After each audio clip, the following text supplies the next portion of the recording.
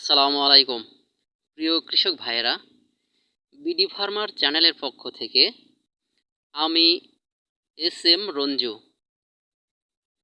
আপনারা দেখছেন এটি লম্বা জাতের বরবটি। লম্বা জাতের বরবটি সাধারণত মালচিং দিয়ে চাষ করতে হয়। আর হ্যাঁ, আপনি যদি আমার চ্যানেলটিকে প্রথম দেখে থাকেন এবং কৃষি বিষয়ক বিভিন্ন রকম তথ্য পেতে চান, সেই ক্ষেত্রে আমার চ্যানেলটিকে সাবস্ক্রাইব করুন এবং আমাদের সাথেই থাকুন। প্রিয় ভাইয়েরা, আপনারা দেখছেন এগুলো লম্বা জাতের বরবটি। এটি করলা ক্ষেত, মালচিং দেওয়া ছিল, বেড আগের থেকেই করা ছিল। আমার কাছে কিছু লম্বা জাতের বরবটির বীজ ছিল, সেই বীজগুলো এই বেডের উপর লাগিয়ে দিয়েছিলাম। সেখান থেকে কিছু বরবটি হয়েছে। তো বরবটির চাষ করার পর কিছুটা ধারণা পেলাম বরবটি সম্পর্কে, আর তা হচ্ছে সবজি হিসেবে বরবটি খুব একটা টেস্টফুল না, মানে এর স্বাদ অনেক কম এবং বাজারের চাহিদাও কম। তারপরেও বরবটি দেখতে খুব ভালো লাগে, লম্বা জাতের বরবটিগুলো। এই বরবটি লম্বায় প্রায় 25 থেকে 28 ইঞ্চি পর্যন্ত লম্বা হয়ে থাকে। আপনারা দেখতে পাচ্ছেন গাছগুলোর ঘনত্ব অনেক কম। শেষ পর্যায়ে এসে যখন করলার গাছগুলো মরে যায়, তখন এই বরবটিগুলো লাগিয়ে দিয়েছিলাম। হাতে সময়ও কম ছিল।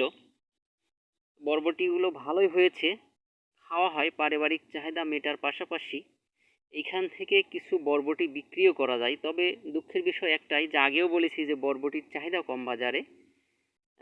পাবলিক বরবটি সবজি হিসেবে গ্রহণ করতে চায় না, মানে চাহিদা তাদের অনেক কম, খেতে চায় না আর কি। তারপরেও আপনাদেরকে পরামর্শ দেব, যদি আপনারা বরবটি চাষ করেন তো সেই ক্ষেত্রে বেশি পরিমাণে বরবটি চাষ না করাই ভালো।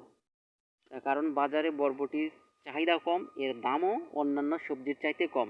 তবে বর্তমান সময়ে যেহেতু কৃষি ফসল চাষাবাদ অনেক বেশি ব্যয়বহুল, সুতরাং আপনারা যখন কোনো ফসল চাষ করবেন, কোনো সবজির চাষ করবেন, অবশ্যই আপনাদেরকে হিসাব করতে হবে যে যে সবজির জন্য আপনারা চাষ করার জন্য টাকা খরচ করছেন, সে সবজির বাজার চাহিদা কেমন, সেটার মূল্য কেমন। সব কিছু মিলিয়ে যদি হিসাব নিকাশ না করে সবজি চাষ করেন, তাহলে আপনার সবজি চাষ লাভের পরিবর্তে লস হওয়ার সম্ভাবনা থাকে।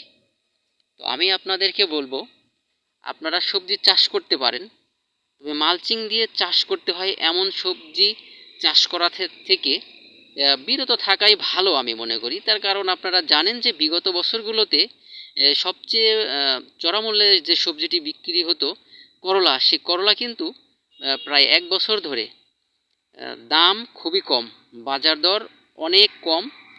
যে আপনারা মালচিং দিয়ে যে করলা চাষ করছেন অনেকেই, তারা বলতে পারবেন যে মালচিং দিয়ে করলা চাষ করে তারা খুব একটা লাভ করতে পারছে